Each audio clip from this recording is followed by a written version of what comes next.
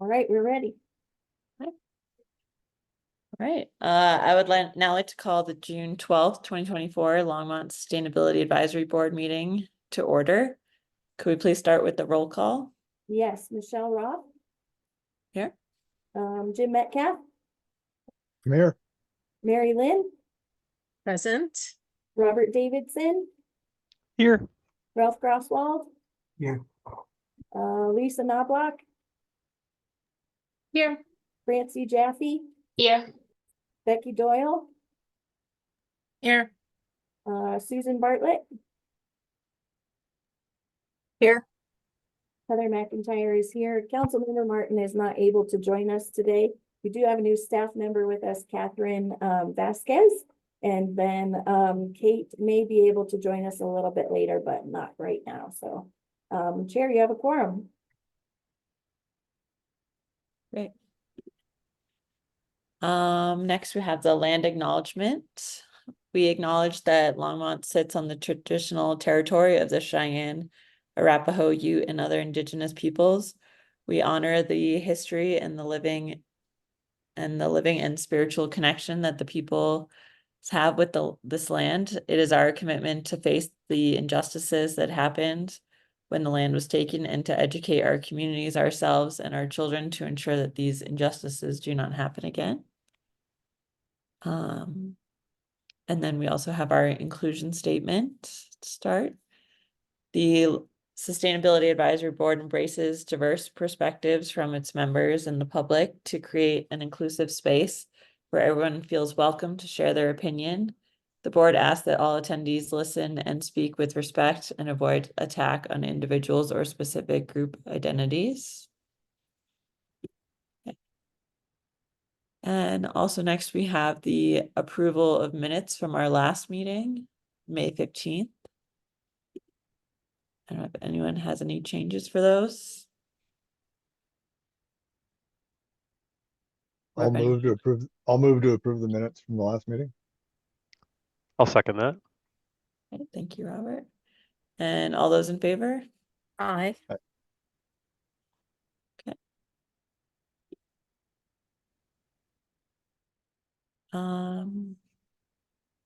Okay, and then next we have agenda revisions. I was wondering if the staff had anything. Nope, we're good. Okay. Thank you, Lisa. Okay, so then next we have our Daniel Wolford, Stand with Our St. Vrain Creek.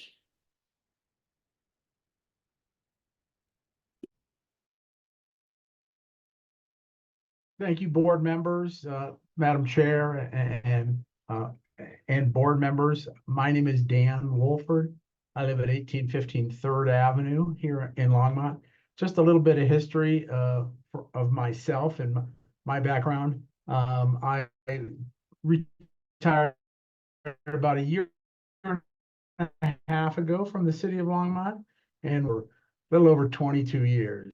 Prior to that, I was the open space manager for Boulder County Parks and Open Space. Currently, I am a advisory board member for Water Resources. I'm on the board of directors for the St. Vrain Left Hand Water Conservancy, as well as a board member for the Colorado Headwaters Land Trust. So I have a little bit of background in open space. What I wanted to share with you today, I hope you had the opportunity to see the inserts that we provided, Heather, for you, which was the SOS Save Our Open Space brochure that we've generated, as well as the criteria for the open space.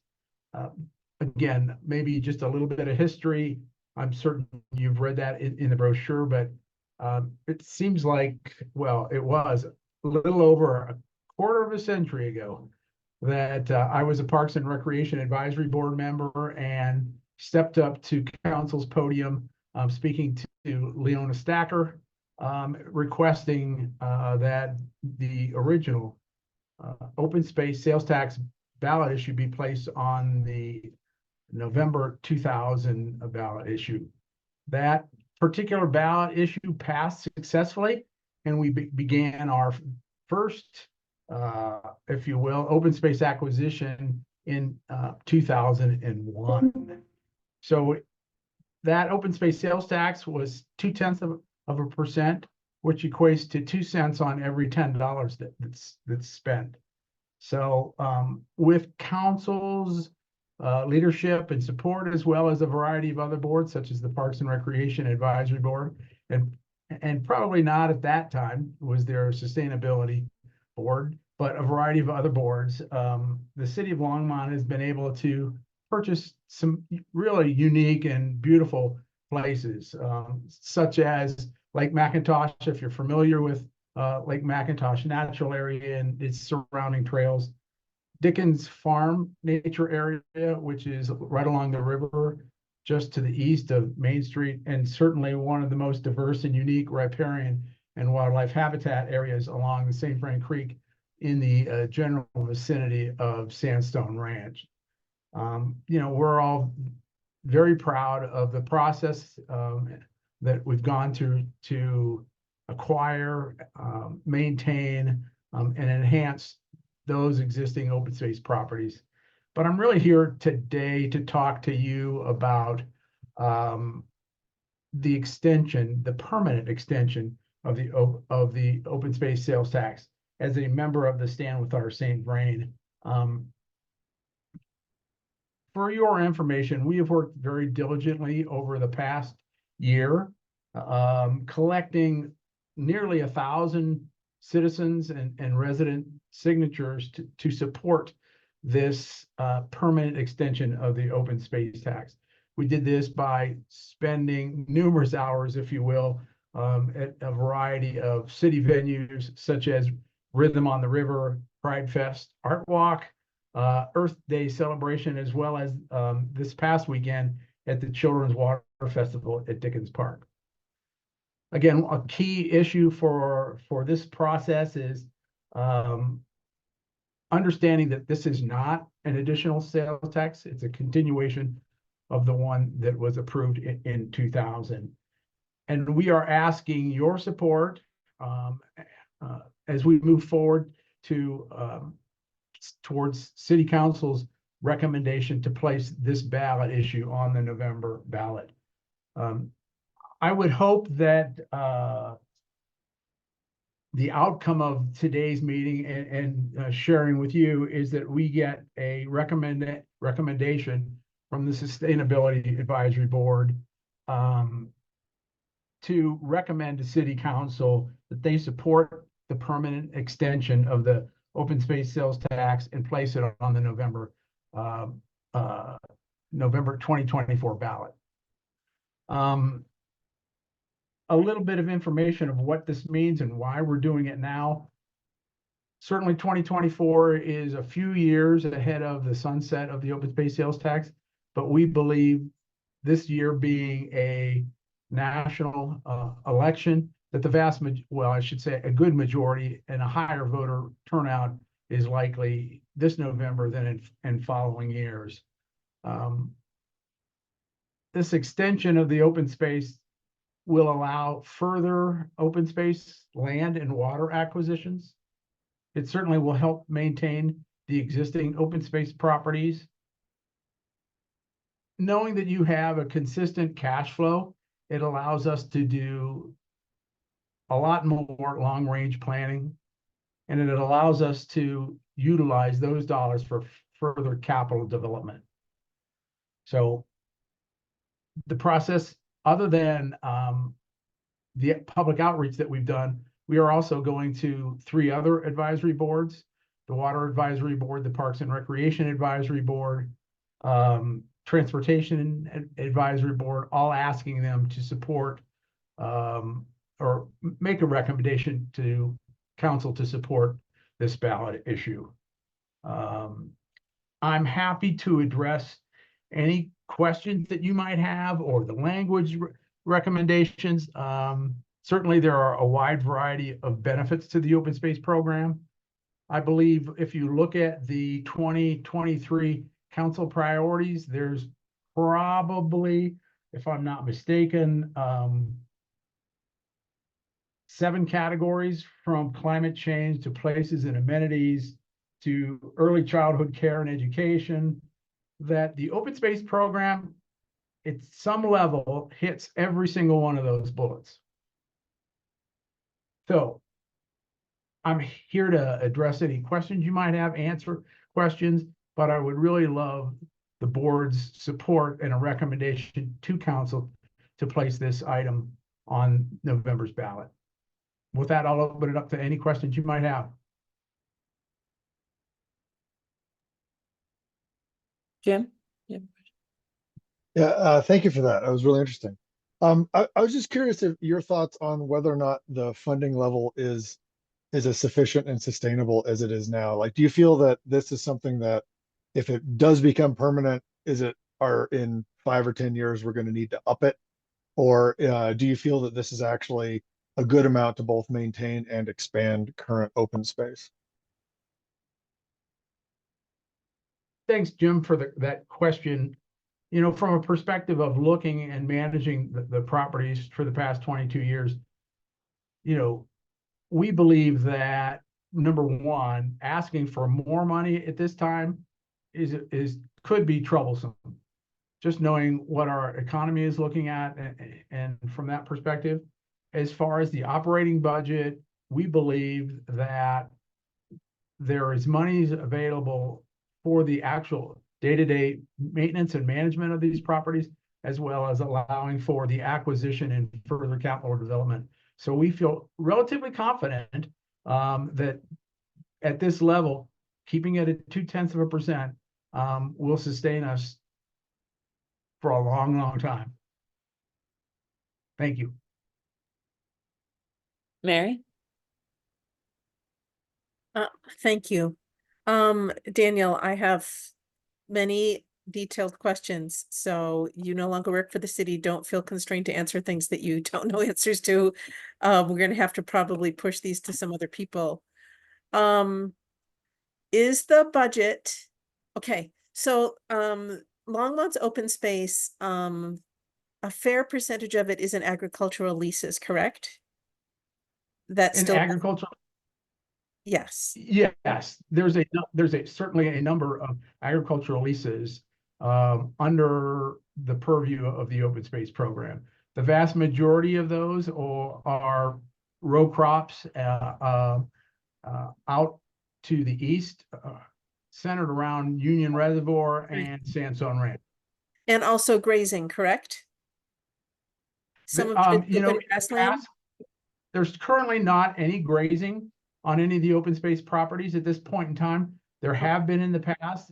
It's really been working with tenants on primarily row crops, corn that goes to our local dairies or towards ethanol development. I'm trying to think, barley that Also, goes to. okay, and there's no hay at this time? Yes, there is. And a lot of that hay or corn silage, any of those kind of things, typically go to some of the local dairies like the Dochef dairy to Okay. support their operations.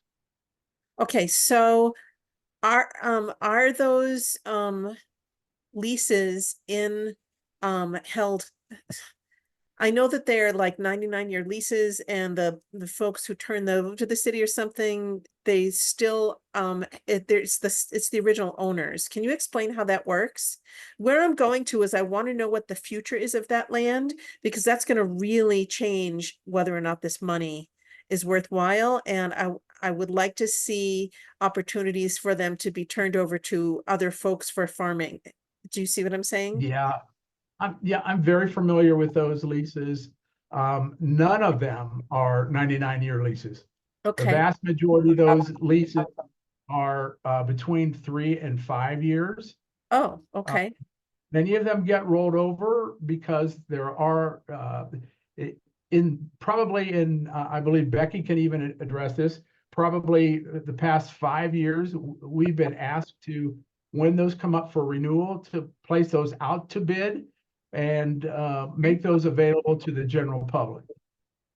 So typically those leases are, we don't have a staff that allow us to do a crop share lease. So much of that is an acreage lease, a flat rate per acre.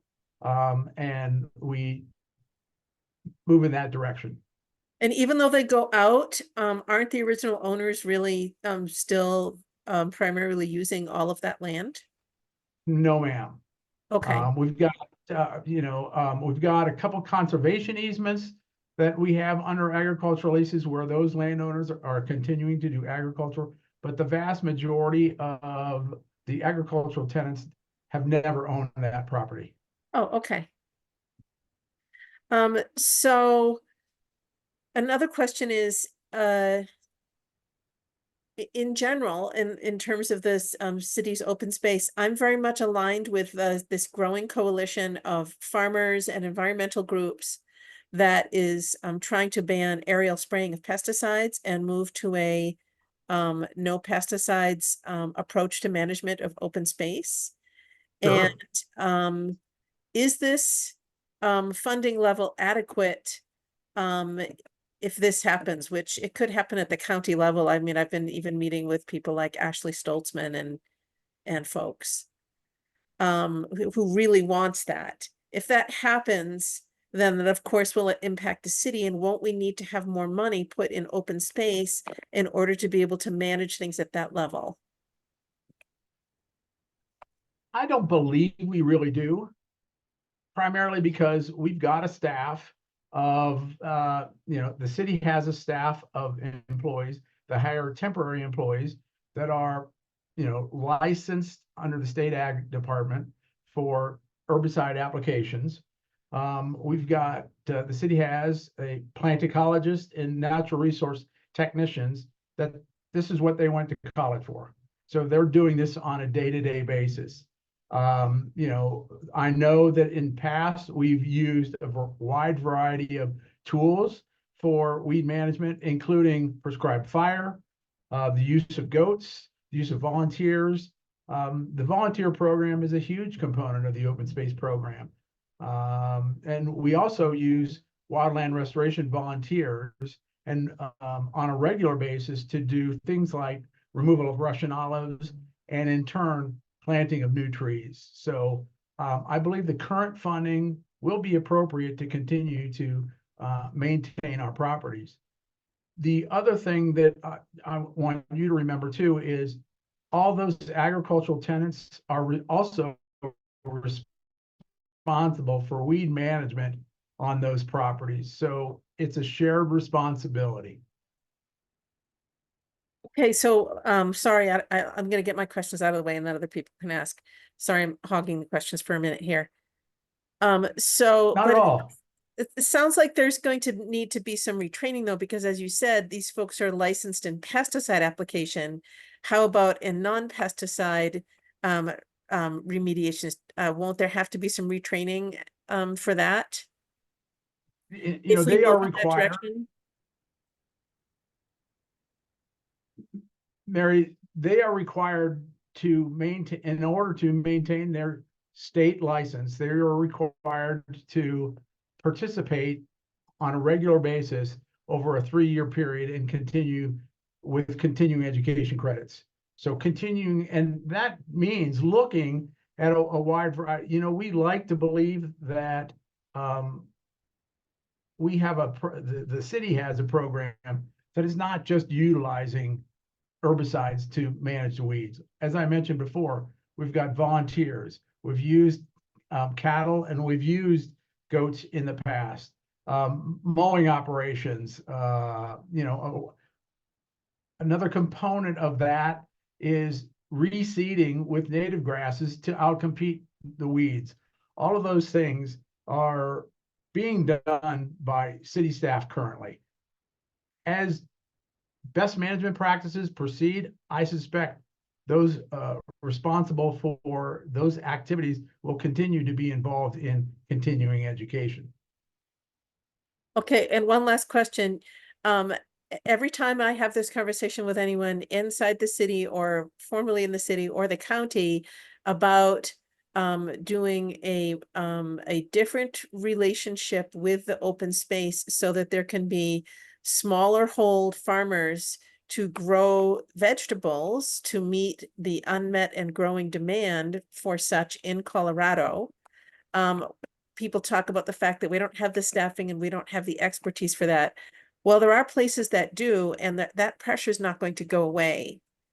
I mean, I have talked to multiple people in the city and the county about this issue and a lot of farmers, and I think that this is going to happen. So do you know anything about what the plans are for sort of gearing up for that? I can tell you that the city's Montgomery Farms property, which is located at County Road 1 and State Highway 66. 2 years ago, 3 years ago, the city acquired that property for the development of a community park like Sandstone Ranch. 80 acres would go towards that park development. The balance of that property, which is approximately 60 acres, was intended in the acquisition to be used for, if you will, urban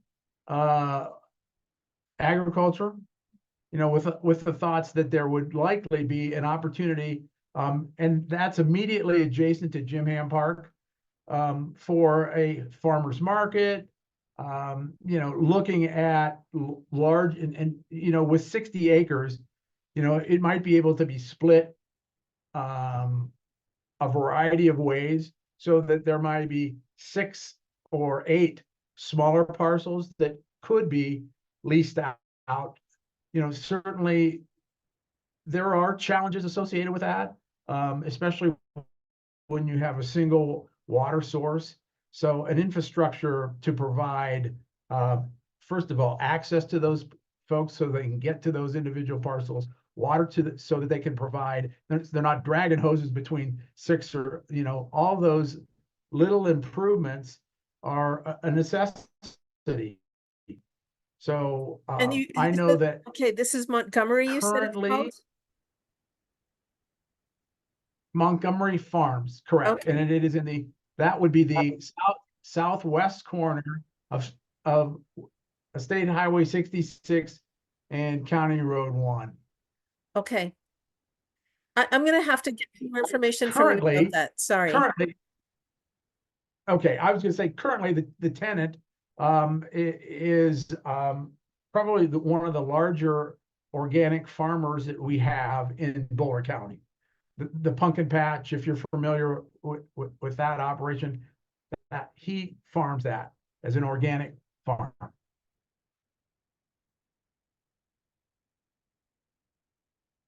Okay, thank you. I'm gonna reach out to you. If you can tell us how to get in touch with you, Daniel. I want to learn more about that project. I'm basically in favor of this, but I feel like there needs to be, I feel like as it goes forward, I'm just gonna show my hand. I think that we need to ask city council to pay a little more attention and be a little bit more sophisticated about its open space use for agriculture going forward. But I'm overall in favor of this. But I would like to get more information from you. Thank you.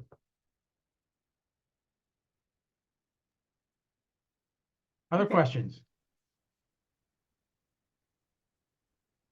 Ralph? Thank you for joining us today, Dan. I wondered, obviously, this is not a new tax.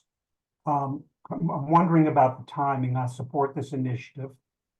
I'm wondering about the timing, and I understand, I'm glad you addressed, when I saw that it didn't expire until 2034, of course, that was my first question, why now? But I wonder, and maybe this is a question for staff, if for any reason, I assume that the worst that would happen here would be that the city council opts not to put it on the ballot right now. In other words, there's no possibility that this would either dampen interest in extending this sometime in the future or preclude it in the event city council simply opts not to do it. I support this. I would like to see it happen. Bringing up anything about taxes, as irrational as this can be, and even the argument that it's not a new tax, could create, resistance. Whereas if it was not during a presidential election, it might be introduced in a year when vote counts are lower, and activists and people who are aware and support this would be in a greater majority of people voting. So these some thoughts you may have considered or not considered. I wanted to just run by just to understand, does it make sense? But certainly I would support this initiative. Thank you.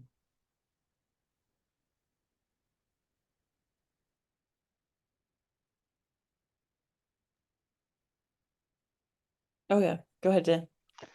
Go ahead, Dan. Sorry. Go ahead, Robert. I can certainly follow up. Yeah, I was just going to say that I mean, I too certainly agree that this is a very valuable tax for our community, and it makes a lot of sense to carry it forward. I like the idea of getting it out now, and should this be unsuccessful, we have some opportunities to change public opinion before it becomes a crisis. So I really like it. I'm not sure what we need to do as a sustainability advisory board to provide a recommendation to city council for that, if there is some language drafted already, or if we need to put something together. But just generally, I think it's a good idea. Robert, we just write a letter of recommendation and we send it to city council. As I recall, though, it's pretty, we have a fairly abbreviated timeline in order to give them the time to make their decision and get it on the ballot. I think that's what we heard last time. Is that correct, Dan? Daniel, can you send us a draft, or do you have a draft that you can present to us? What I can do is Monday night, the Parks Board unanimously came up with a motion, basically. I don't think you really need a letter. I just think because the minutes from your meeting today are being recorded and council will see those. We will report that today. The Parks and Recreation Advisory Board on Monday made a recommendation for PRAB, and I'm going to quote it, that PRAB to recommend to City Council that they support a permanent extension of the open space sales tax on November 2024 ballot. So that was a motion by one of the board members. It was seconded and voted unanimously by the board. So again, we're going through this process a little bit weird, even with transportation. They were asking me what that process is. It's just a statement of support and a recommendation to City Council that you support it and would like to see it on a November 2024 ballot. I think I think it can be that simple. As far as, the question that Mr. Goswald asked, just this afternoon, I had a discussion with the city manager, Harold Dominguez. Harold is supportive of this process. One of the reasons for that is at some point in time, this open space sales tax will sunset. At the time that it sunsets, there will be a significant impact to the general fund to continue to maintain these open space properties. So he is in favor of that. Last night at council meeting, a number of councilmen supported it specifically for the fact that they want to make certain that these open space properties that we've acquired continue to be maintained, whether they're public trails, whether they're wildlife corridors, whether they're, riparian areas. Council believes that this is an important aspect, provides a quality of life. It was interesting to hear last night it's special meetings, one from the Economic Development Council and one from Visit Longmont, that one of the main reasons that businesses and organizations are coming to Longmont is, number one, quality of life. And we believe the open space program provides a significant element to that. And from Visit Longmont, I think that the number was 79% of the visitors come to or through Longmont for the purposes of outdoor recreation. I truly believe, after speaking with the variety of individual council members that this can be a successful ballot issue.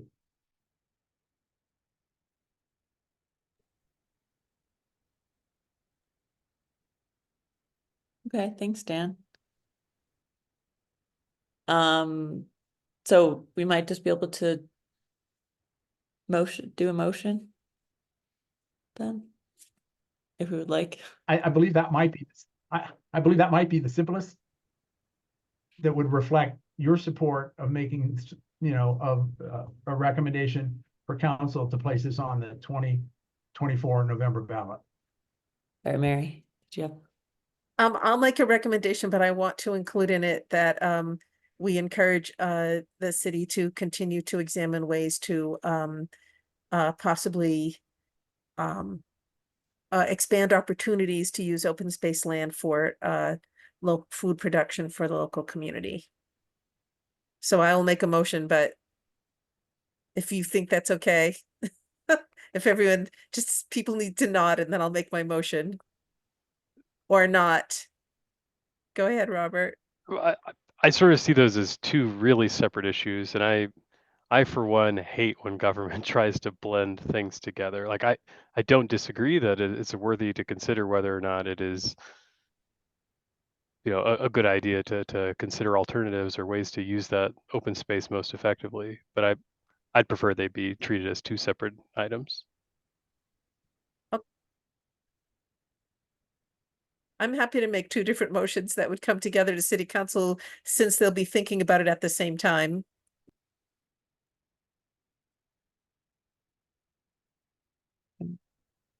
Oh, Jim. Yeah, I mean, I think I like the idea of, because there are other boards also voting on this, that we kind of make sure that we're voting on something that all the other or we're supporting something that all the other boards are also supporting as kind of unified front. But I do wonder if, Mary, your other point would be a really good, what do we just do for, I forget the name of it, the thing that we just did for composting, where it would be a separate thing that would encourage the council to focus on, Do a resolution? yeah, that could be a good topic for actually a resolution, as Okay. something that we encourage the city council to do, and then it could kind of be official and lined in, and that way we'd have something that all the other boards are, well, it sounds like a lot of other boards are going to be supporting, and that we're just going to be adding to that. And then we'll also have this other thing that is like the sustainability comment on the direction that Yeah. these things maybe should be heading. Okay, so I do think that it's a good idea. So I'll make two proposals. The first proposal is that this council somehow gets the message to city that somebody from this, I don't know how to do this, maybe Lisa, let city council know that this board has voted in favor of continuance of the tax as it currently stands. Can we do that? Can we nominate Lisa to do something on our behalf? So your recommendation, you're gonna make a motion, just motion that the Sustainability Advisory Board would like to recommend that city council approve the ballot question. Is that what you said, Dan? For the extent the And it- tax. You don't need to do anything with staff in that piece of Okay, it. so I would like to make a motion that this board recommend to city council that they approve the inclusion of the current tax on the ballot as a ballot initiative for the upcoming election. And I will want second that motion. Oh, sorry. I just want to stress that the issue, part of the issue is that this will be a permanent open space sales tax. It's not just an extension for 10 years or 20 years. It's a permanent open space sales tax. And I hope you're all in agreement with that. I will second that. Okay, thanks, Jim. So all those in favor? Aye. Okay, so no, there's no one else to decline. Okay. Okay, and I would like to, I would like to recommend to this board that we work on, drafting what do we call it, a resolution? Regarding expanding the use of open space land for local food production. So before we vote on that, I guess my only understanding of this that's, mature, I would say, is what I've heard in the conversation today. Is there an opportunity for us to get a little bit more insight on the way that that land is used, how those decisions have been made, some of that stuff? It'd be helpful, because if there's a policy or a procedure in place that sort of is maybe not aligned with what we think is best, it'd be great to kind of help home in on specifically where that exists. Or if we're using 80% of our open space for one thing and we wish it was more like 60%, when we have the opportunity to make those changes. I guess having some of that context would be really helpful for me to participate in crafting something I that's agree, right. Robert, and I think we can bring in not David Bell, but the other person in his office who manages the open space, and some farmers who are working on, like the folks from DIR, Drylands Agricultural Research, who are they're actually national, if not global innovators in doing effective agriculture on the land that we have here. They're actually, their post office address is in Longmont. It might be useful to bring in those folks for an extended conversation. Ralph? Mary, maybe you would consider making a motion for the board to investigate this topic and to bring experts in to educate us with the purpose of moving towards making that resolution. That seems like it would be the proper path. You know that I support this. You and I have talked about this. But I think it would make sense for us to educate ourselves to it and then decide what's the most powerful way to bring this to the attention of City Council. If you were comfortable with that, it's just my thought on it. Yeah, I could modify my motion to be that this board undertake a study of this, and that we bring in experts to inform us so that we can come up with an appropriate and informed resolution. Perfect. That's my motion. I would Yeah, I was gonna ask if we could add it to an agenda. Yeah, I already have an agenda item. It hasn't been scheduled yet. I've been working on that around the regenerative agriculture discussion. So I think that this is something that could fit in with that conversation that I already have that I'm working to schedule. Okay. It would be really useful to bring in the DAR folks, Lisa.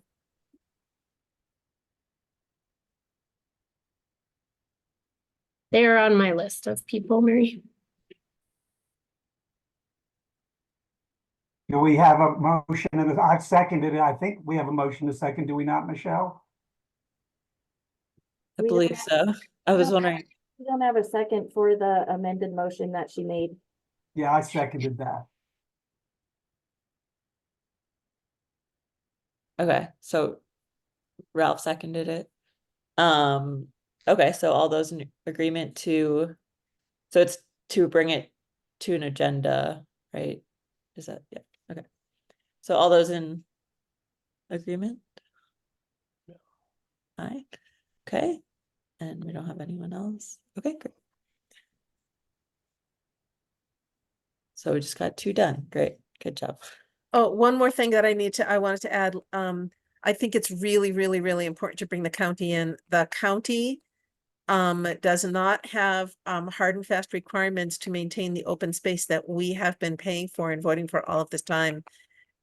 It's really a travesty what's going on there. I would very much like to invite in somebody from the county so that we can talk about ways to articulate what we're doing with what's going on there, and find out if that's possible. I know we don't usually reach up in that way from this committee, but the more time goes on, the more I'm interested in making sure that we do things in a coordinated way across spheres.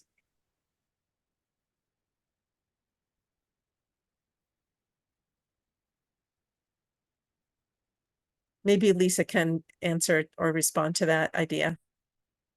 The county is also on that list already. We would need to figure out, I mean, I do want to be mindful of the scope of this board. And so we wouldn't be able to make recommendations to city council on what happens on county owned property if the questions are more around city open space. We'd need to get more into that discussion. I'm sure there's details there that we would just need to have some parameters around, but I do have the county on the list of folks to reach out to. But we can recommend to the city that they engage that kind of coordination or, you know, put it on their legislative agenda and so forth.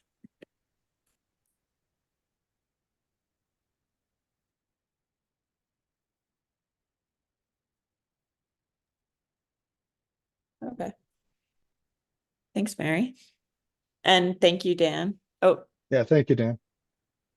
Again, I greatly appreciate your support. Certain I will report this back to the open space staff, and knowing that Lisa will likely be in touch with them so that they are prepared to come to a board meeting and provide you updates and information related to the ag properties. So thank you again. I greatly appreciate your help and support. Thank you for bringing this to us. yes, thank you. Okay, great. So our next item is public invited to be heard. I believe we have one person. We do have one. Sorry, what was that, Heather? We do have one member of the public who would like to speak. Okay, so we have one. Okay.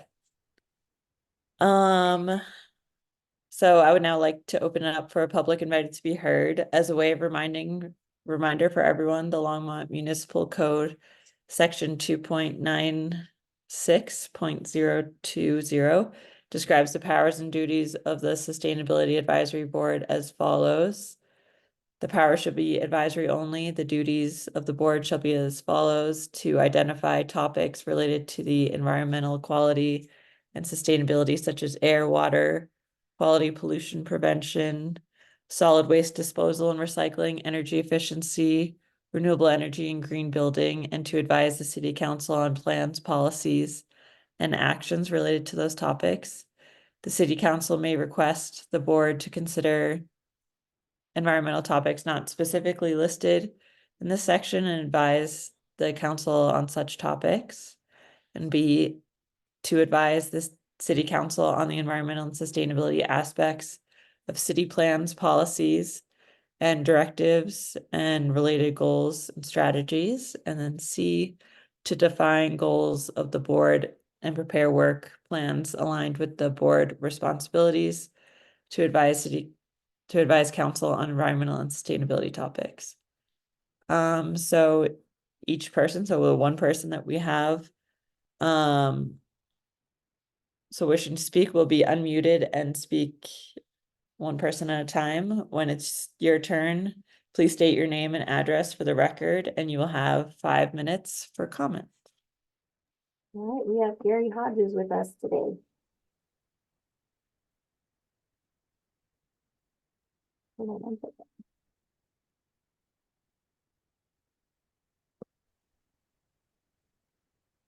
Hi, Gary. Hi, I'm here. I can't turn on my video. Is that correct? Right, just the audio. Okay. Gary Hodges, 2148 Stewart Street. Thanks for recognizing me and giving me the 5 minutes to address the board. And also Daniel, if he's still on. So I read through the packet yesterday, and I thought it was interesting, and it kind of reminded me back of my time on transportation board. So spent 7 years on that, and that was in a time when that the road tax was on I think it was every 5 years, and that's how it had been. The 0.75 had been renewed every 5 years. I don't know how many years prior to that. I don't recall at this point. And so it came up a number of times while I was on during the 7 years. And, people talking about wanting to make it, 10 years or 20 or indefinite. And now, if you read through the brochure that Daniel sent out, or that was included in that packet, and that was in 2019, the city tax was made permanent. And I was always opposed to it, the permanency of it, or extending it past 5 years. And it's not in any way because I opposed the tax. But I was worried about what might come about because of that. And so all of my thoughts back then also apply here. And it really comes down to, we don't know what the future holds. As we sit here today and we look at the makeup of city, the political makeup, the city staff makeup, and we can come back and make some sort of assessment. I think most people would give pretty high marks all around. I certainly do. I have a lot of respect for city staff, and that actually grew quite a bit during my time on transportation board. But things change, right? The future changes, and in some time in the future, maybe we would have a less than favorable outlook on city, or the people that are running our city roads, or those that are responsible for dealing with the open space. And having a tax that comes up that's renewable, it requires accountability. The city staff has to fix the roads, right? And so that the citizens are happy with that, and are willing to extend the tax. And again, I think this extends to the open space as well. I mean, we all love the open space. I like it, and I appreciate it, and I'm glad it's there. So this isn't about opposition to open space, or wishing it wasn't there, or wishing the tax wasn't there. It's what does it mean into the future? And it's that uncertainty is what makes me opposed to it. So I would be opposed to this. I would vote against this if it comes up onto the ballot. There's also the issue of, each incremental addition to our total tax rate makes it more difficult for the next tax to get passed. And we don't know what important issues or circumstances might arise in the city that we might be desperate to pass a tax in 2040 or 50 or some time. And if we have this, all these 0.2s, 1s, et cetera, they add up to something substantial. And I don't know what that might be in the future. No, none of us know. But if we make these things permanent, it makes that aspect of it more difficult as well. So, I'm just trying to look at some of my notes that I made here.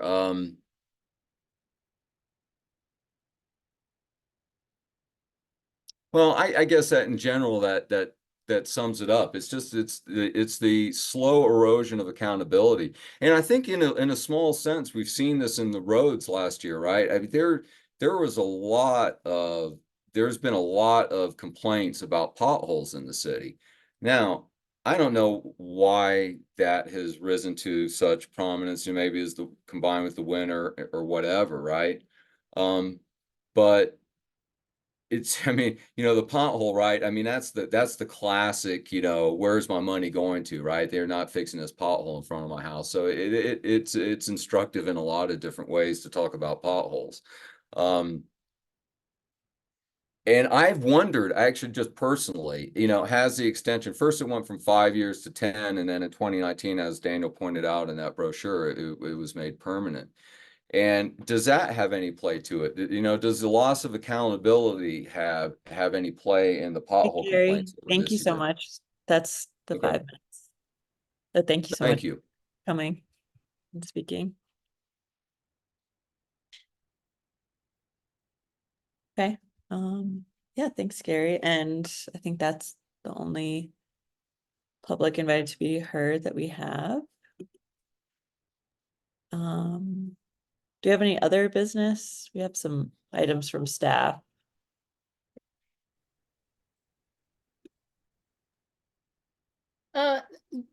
I'm sorry, I think I should have done this during agenda revisions, but I have a question for you all. I saw an email on the Westminster Board of Environmental Affairs group and was just curious if there was any other follow-up that we needed to do. I wanted to just make sure that I was following the reference to that email. Yeah, go ahead, Mary. Did we miss an invitation to go to the last meeting? I got a random message from somebody who was going to be late to the meeting, and I didn't remember ever having been invited to the regional meeting. So I think there was some kind of a snafu with communication there. Okay. That was my experience as well. And because unfortunately I didn't attend the meeting, but gave a written report on the meeting that Mary and I attended, I didn't know what the position of the board was. That was a question, whether the board was interested in continuing to participate. I had mentioned in the report that I submitted that Longmont is quite sophisticated, at least compared to the other communities that were at the table that I was at. I didn't have much of an opportunity to talk to people from the other communities, but we had 3 or 4 at our table. And, you know, some were just working on very basic issues. And then I was also told that there are formal channels in place among, you know, actual staff people regarding coordination for the community. So, you know, and I didn't see anything in the minutes that addressed whether the board discussed this, or I assume the report I wrote was read. I don't know, but whether there was any further impetus to continue to participate in this. I can tell you what I said. I said that I thought that the fact that we were there was useful and helpful to the other folks, and that I enjoyed meeting the folks from Boulder who are using nature-based approaches to sustainability and looking at soil. And I thought that other folks, and it was great to meet the folks, I think in Lafayette, they have a whole department for trees, for maintaining tree canopy. And I thought that it would be useful for us to continue for the sake of our region and you know, just sort of help the other boards. That was my.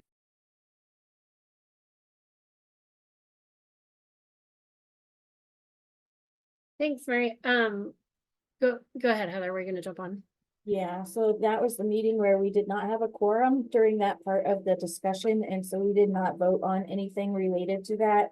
We just had a discussion or a report from Ralph that Lisa read, and then Mary gave her perspective on it, but we didn't have a quorum to be able to vote on continuing or anything like that. I think Mary did volunteer to take Charles's place in going to future meetings, however. That's right, I did. Thank you, Heather. Well, let me take a minute to look at this email that's in my inbox and make sure I understand, because it was a little bit confusing to me based on what I heard from you all. And then maybe I can send it along Ralph and Mary, and we can bring it to the next meeting for folks to decide kind of how they want to move forward. We will also have new board members at the next meeting as well, so there may be other folks with different interests. Thanks. That would be helpful. Yeah, and sorry that I didn't have that earlier. So the next item on the agenda is and we can wait to actually like recruit folks at the next meeting, but I did want to have an opportunity to at least talk about the Sustainable Neighborhood Solutions Program and have Jim weigh in on that, because he's been participating from the Sustainability Advisory Board. That's a program that is run out of our Community and Neighborhood Resources group with partnership and support from sustainability. It's looking at really building the leadership and literacy of neighborhood groups around sustainability, and it's a grant program in partnership with the Longmont Community Foundation to provide neighborhood grants to do sustainability projects in their neighborhoods. And it's been really exciting to grow that over time. And we have some representatives that serve on the grant application review and selection committee, which includes a representative from the Sustainability Advisory Board. So I wanted to have Jim just provide his perspective on that, since he's been the one that's been sitting in on that. And then we can, if there's anyone that feels really passionate about wanting to join that, we can go ahead and talk about that today, or we can also table that till next month when we have new board members as well. Jim.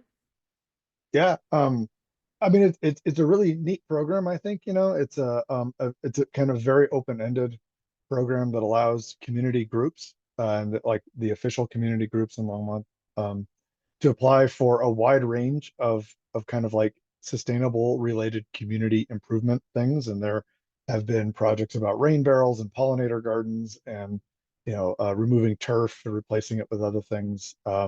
There's been money to bring in speakers to talk about different topics and things like that. There's a really wide variety of projects that have been proposed. I found it very interesting. The workload is not enormous. There are calls for these proposals a few times a year, and at any given time you will have maybe 1 to 5 that you'll have to look at. And the way that it works is there's a guy named Wayne who runs it, and you will get an email from him with links. And before the Zoom meeting, you read through these proposals, and they're not very long. It's a standard format, so they're not very long. They'll sometimes have a variety of other, sometimes blueprints or plans or whatever. And then you score them individually, and then everybody gets together and talks about them and decides on the funding levels. We haven't met for a while. It's a program I wish was more popular, I think. But the upside of that is that it's not an enormous amount of work that you're asked to do. But the projects are kind of interesting. So, it's a handful of times a year you spend less time than one of our meetings on a Zoom with a variety of other people talking about these proposals.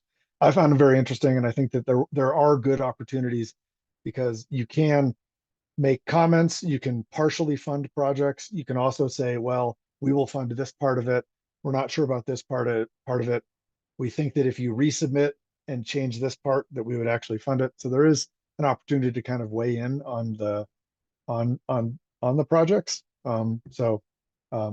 Yeah, I think it's an interesting thing to do. Again, I think that the work reward ratio is favorable. Thanks, Jim. Any questions on the program, or is there anyone that is really interested in serving as the representative from the SAB?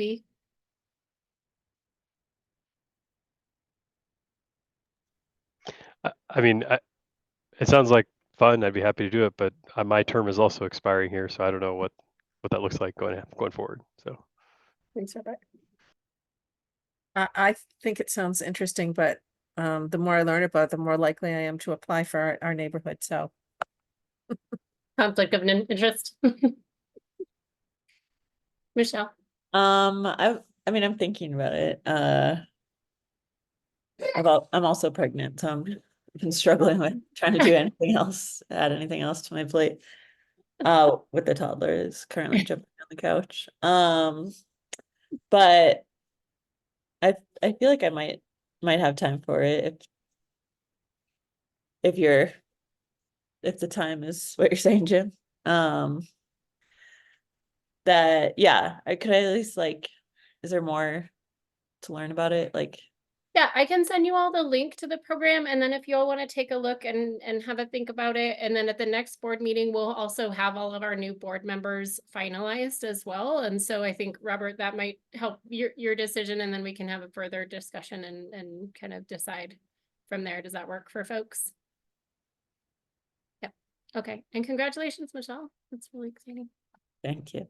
When are you due? December 1st. Oh, nice. So I'm just kind of turning the corner now of starting to feel a little more human again. Then I'm like, maybe I can actually do other things. Quick question, Lisa, what are the, so this is a pot of money of the cities, is that correct? What is it, where does the money come from and what is the typical range or size of the grants? I'm just curious. Yeah, so initially, the program was initially funded through the sustainability tax grant money from the county, with some additional money put in from the city, which is from the sustainability fund, which is generally split between a number of funds within the city itself. And eventually, so right now, the pot of money that we put in is 10,000 a year. And we have a balance from last year. Because as Jim said, it has been harder than I think we anticipated to get folks to apply for it. But the typical range of projects is like the average, and I would say, Jim, go ahead and jump in, is a few $1,000s, and we've had some up, I think, to maybe $6,000 or $7,000. Yeah. On the higher end. Yeah, there have been some neighborhoods that have looked for projects where, because you're expected to contribute to the project as well through labor or other things. And so some of the larger projects have been asks for partial funding. So typically you're kind of looking on the order of maybe $800 would be the low end, up to $4,000 would be probably the largest one. And there isn't an actual limit for each proposal. It's you just, as a funding agency, you have a pot of money and you can divvy that up however you want. So a lot of smaller, a few big, and there's always a balance between. So some of the larger ones that have been done have cost a lot more than that, but the neighborhood itself will volunteer. They'll kick in money or volunteer, landscape architecture services because there's a landscape architect that lives in the neighborhood or something like that. So that's kind of the scale of things. A few $1,000s, I think, would be a good average to think of. There's definitely the hope to grow that over time as well, and to have the possibility of funding some larger projects as they come through, but it's still pretty nascent at this time. So yeah, and I think that one of the tough things is that in order to apply, you have to be one of these official neighborhood groups. And there are a lot of people like me who live in parts of Longmont that don't have those official neighborhood groups.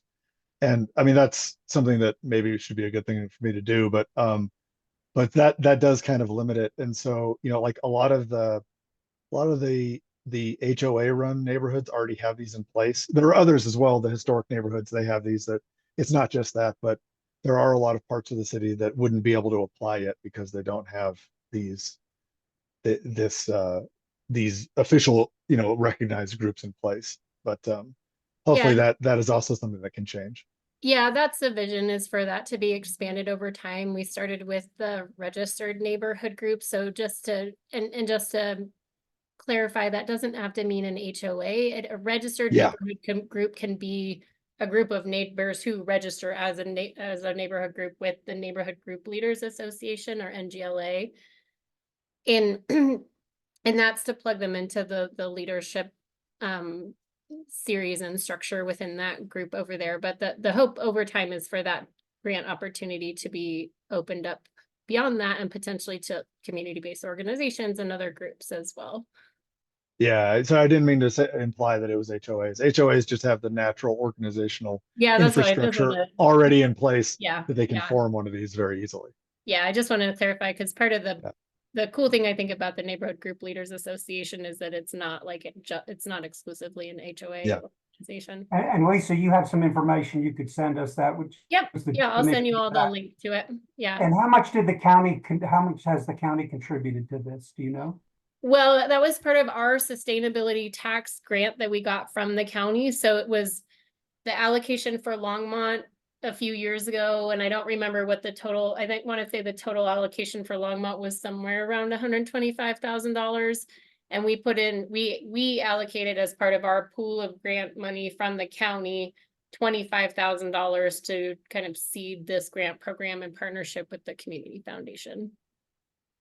I'd be interested to see some information about it. And Michelle, you decide you want to be involved and it makes sense to be able to share the burden. It's not something I'm sure I could take on if we don't get someone from the new members. Then if there's times when you need some help or can't make a meeting, then I would be happy to support you in it if it goes that way. Maybe there'll be some exciting new person that wants to jump on this. I think it's a great program. Now, I wasn't familiar with it, so I'll try to get educated. So thank you, Lisa.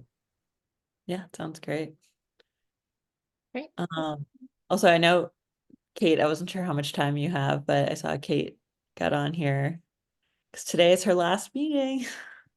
So that's meeting. as my last item on the agenda. So, yeah, I just wanted to give you all an update just on the board recruitment process. The city council will be appointing new members on June 25th. So you'll have those new members in the next time around. And I also wanted to take a minute to say thank you to our board members who this is their last meeting. So Kate and Jim, and for sure Kate and Jim. Do you want to say anything? Do you want to wave? I Be do. really- yes. Thanks. I just want to say thank you to everyone, the city staff, everyone on the board. It's been such a great learning experience being on this board, and I've so valued the time spent with y'all and supporting the city's sustainability efforts. It's been wonderful, and really, Heather, Lisa, teams, Francie, everyone, Becky, Susan, y'all are all amazing to work with, and really have over the years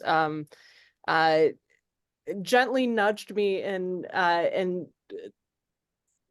supporting the efforts of this board better, and I just appreciate y'all. So thanks for the opportunity to be on this board and serve with you. That's all. I appreciate also being able to jump in the middle and say hi and bye and then leave, because I do have to go. I'm sorry. Oh, well, thank you, Kate. We've appreciated everything, and hopefully we can still rope you into volunteer opportunities from time to Well, time. I think you know how to get in touch with me. Yeah, thanks, Kate. I just want to echo everything that Kate said. I think that it's been like an absolutely really cool experience. I remember I wanted to be on the board because I decided I wanted to like be more involved in my community. But I think the cool thing is how much I've learned from everybody else on the board, but also how much I've gotten to know the people who work for the city. And it's given me so much more confidence, like just knowing how many excellent people work for the city. I used to do some of the volunteer events with Francie. We tabled a bunch of things, and Lisa, and just getting to know the people who kind of like helped create this fantastic sustainability plan for the city, which I think is superb and I'm very proud of, and also who helped implement it and who've kind of helped educate us the whole way. So there's been a ton of people on the board that I've learned a lot from, including all of you, but also all the city people that I've gotten to interact with. I think has just been absolutely wonderful experience. So thank you all for that. Thanks so much, Jim. Yep. Thank you, Jim.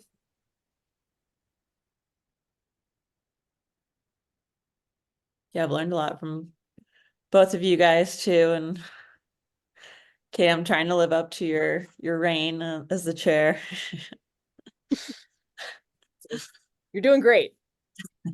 Rain, Kate. Rain. Rain. I don't know. Your time as the chair. Well, thanks everyone. I am gonna hop, but Thanks, Kate. Take care. Good seeing you again.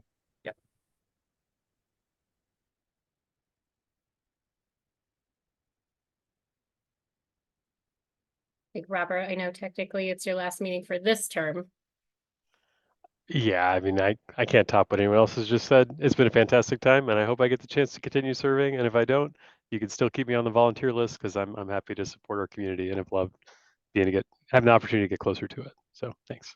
Awesome. Thanks so much, Robert. Yeah, thank you guys so much. And we definitely will keep you all in the loop on volunteer opportunities. So Right before, I have one more thing that if it's, okay, I'm just gonna put a little plug in for one of our new staff members who is on today. So Catherine, if you want to show your face and wave hello and introduce yourself, that would be lovely.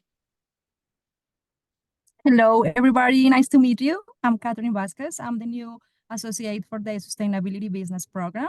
I'm working with Jose Luis and Lisa, helping and supporting our business in order to be more sustainable for the city. So anything you consider I can help with, I will be more than happy to do it. So nice to meet you all. Thank you. All right, Chair, I'll hand it back to you. Okay, we talked about all the update on the board recruitment, right? Yeah. Okay. So if there's any items from the board, anyone has anything? Then yeah, I think that might be it. Before we end, just a reminder for those that are continuing on, we'll be continuing at the board. Our next meeting is in person on July 17th at the Civic Center's study session room. So make sure you put that on your calendar for 4:30 on that day.